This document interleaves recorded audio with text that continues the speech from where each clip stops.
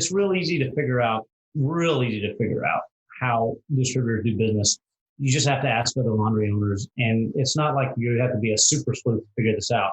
Like if you're in a certain zip code and you see this brand of equipment, then that distributor is 99% the person that sold that equipment. And so they know them, right? Yeah. It's pretty easy to figure that out. Yeah. Awesome. I think that's a great pro tip. Thanks for sharing that.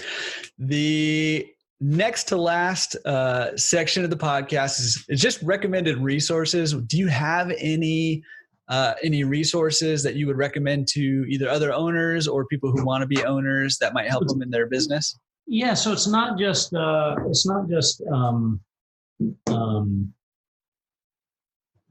not just for laundry people, but for everything else. And look, this book's even 30% off. Look, see, Rich Dad, Poor Dad. Have you read this book? Oh yeah. This is fantastic. It's life changing. Yeah. I try to get all of my employees to read this book. Yeah.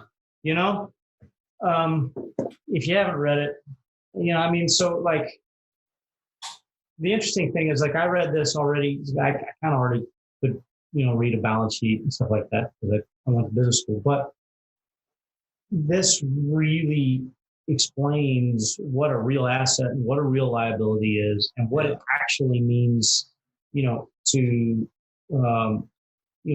trade stability for real success, Yeah. And so if you can kind of get your employees to buy into this, and if you can buy into something like this, it's really paid dividends for me.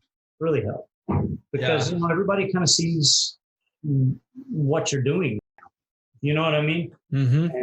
And it's not complicated, and it's really easy to understand, and it's really easy to read, and it's sort of really surprising. You sort of start getting to the end, and you're like, man, I didn't expect for that to be that way. Yeah. It's a really good thing.